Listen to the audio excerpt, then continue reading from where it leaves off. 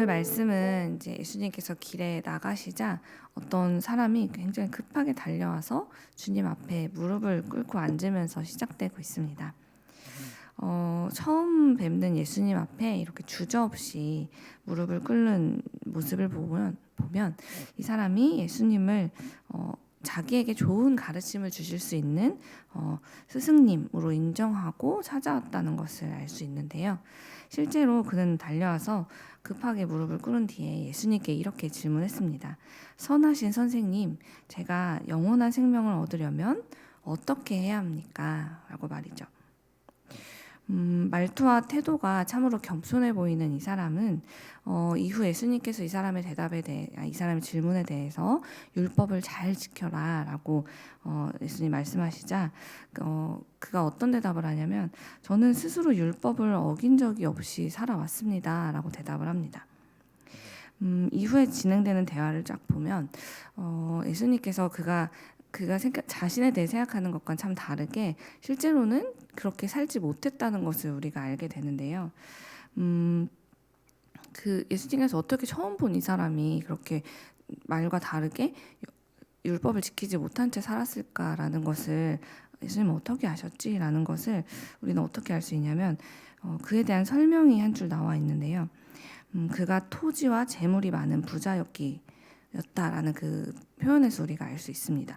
22절 말씀을 보면 이 사람이 재물이 많았다라는 표현에서 사실 우리말로는 재물이라고 하면 돼 있지만 이제 이렇게 재물로 번역된 헬라어 성경을 보면 이 재물을 크테마라는 단어로 번역하고 있는 걸 볼 수 있는데요. 이 크테마는 70인역에서 대부분 토지를 의미하고 있어요. 그래서 이 사람이 가진 재물이 대부분 토지였음을 알 수 있고 이 토지를 굉장히 많이 소유함으로 부를 축적한 사람이라는 것을 우리가 알게 되는데요. 토지를 많이 소유한 것이 뭐 그렇게 문제인가?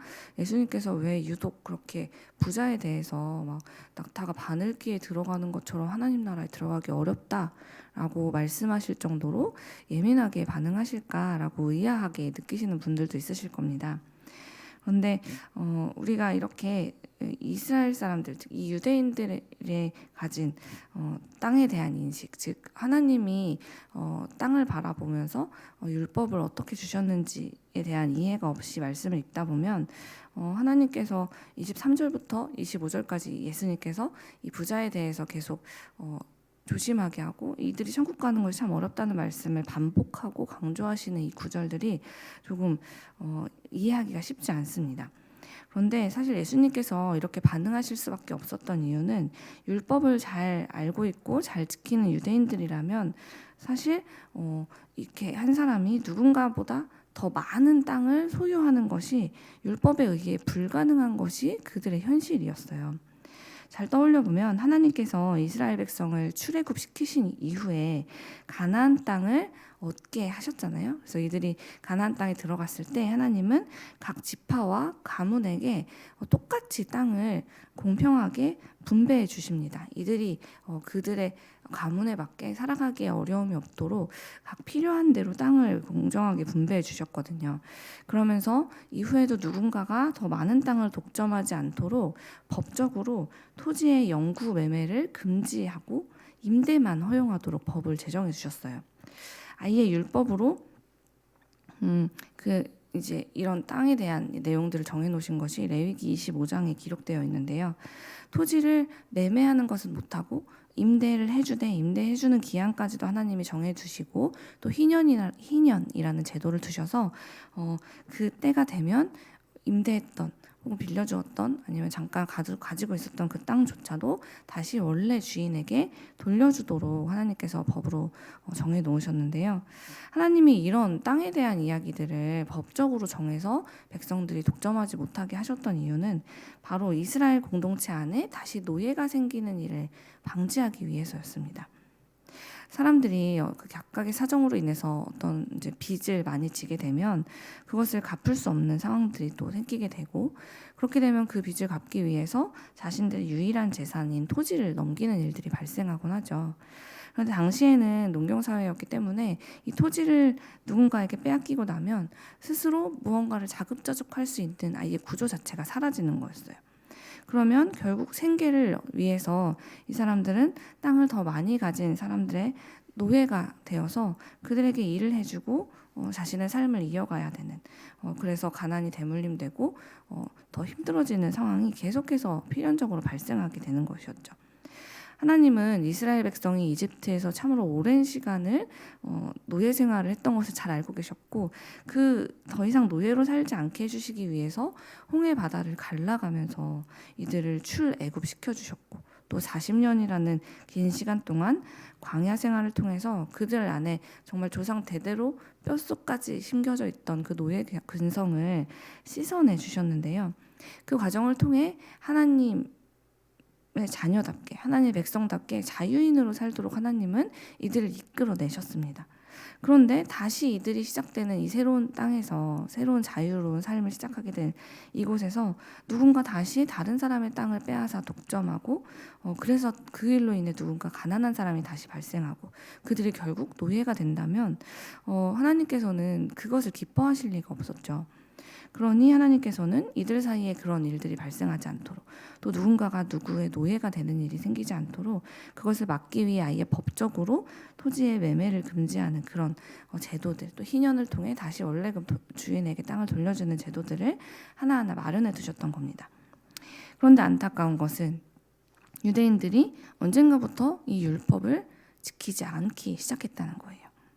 토지 매매를 하지 말라는 율법을 어긴 것은 물론 정해진 기간이 되면 원래 주인에게 토지를 돌려주라는 그 율법도 지키지 않기 시작했죠. 그래서 그 결과 오늘 말씀 속의 이 부자처럼 토지를 많이 소유한 부자들이 이스라엘 백성 가운데 생겨나기 시작한 겁니다.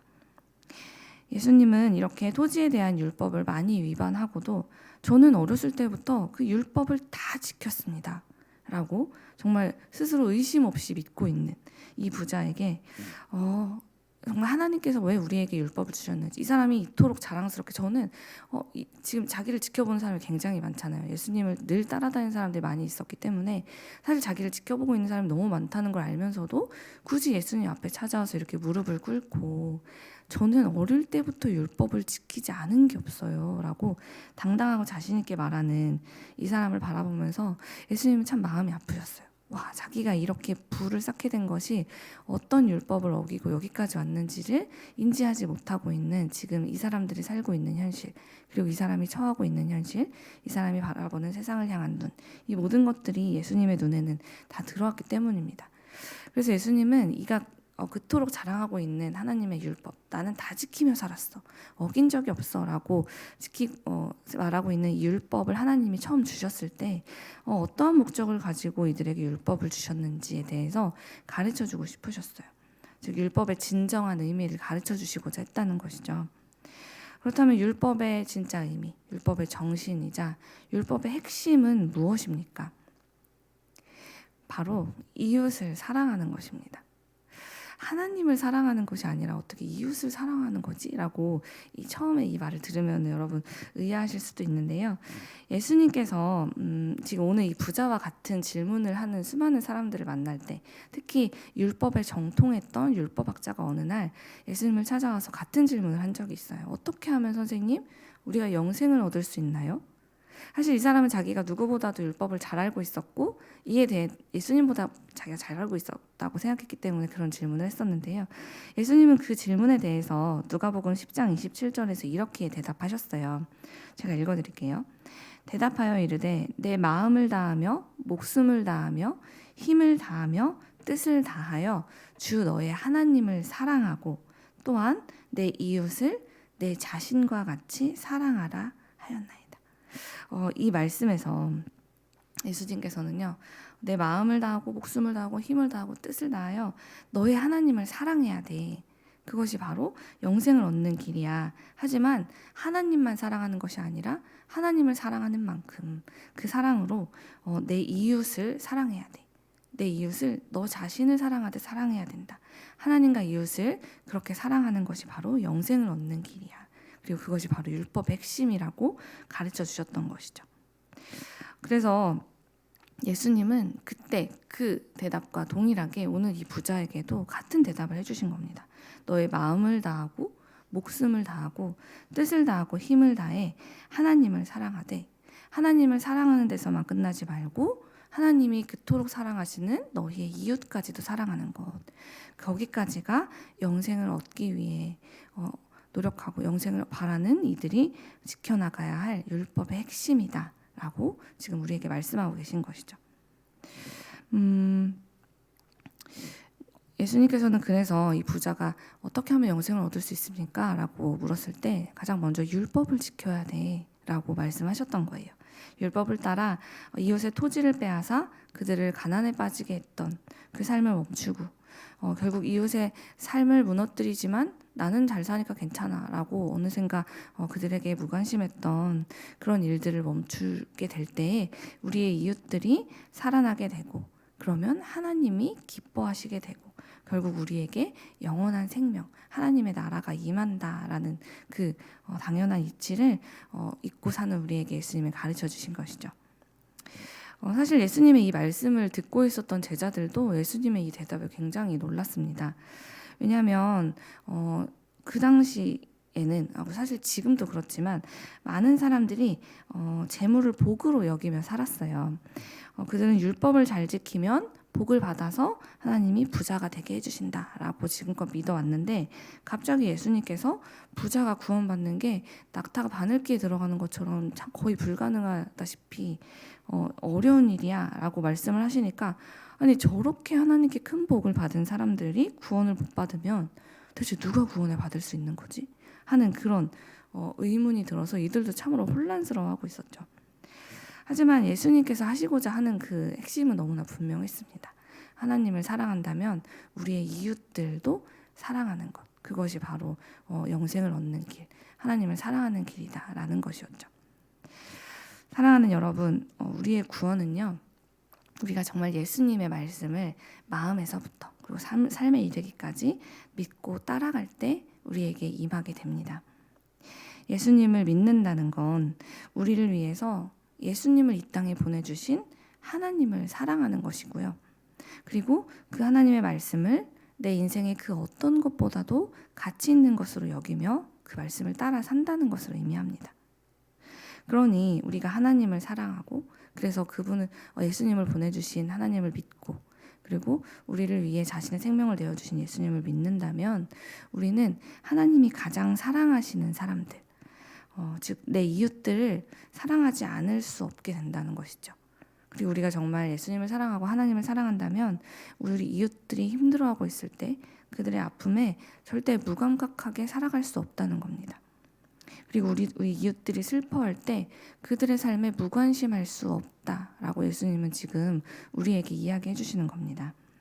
하나님을 사랑한다면 정말 율법을 내가 어김없이 지키고 누구보다도 신앙생활에 열심을 내고 있다면 우리의 삶이 하나님이 온통 마음을 쏟고 계신 어둠 속에 갇혀있는 우리의 이웃들을 향해 있을 수밖에 없고 그들에게 그들의 그 어둠을 해결해 주기 위해서 그들을 그 어둠에서 끄집어내 주기 위해서 내 시간을 나누어 줄 수밖에 없고 또 그들을 돕기 위해 내가 가진 힘을 나누어 줄 수밖에 없고 또 내가 가진 것 중에 그들에게 도움이 될 수 있는 것이 있다면 그것을 나누어 주지 않고는 오히려 안 주고 있는 그 내 마음이 불편해서 견딜 수 없게 되는 것 그것이 바로 하나님을 사랑하고 예수님을 따라 살기 위해 노력하고 있는 사람들의 삶 속에서 나타나게 되는 증거라는 것이죠.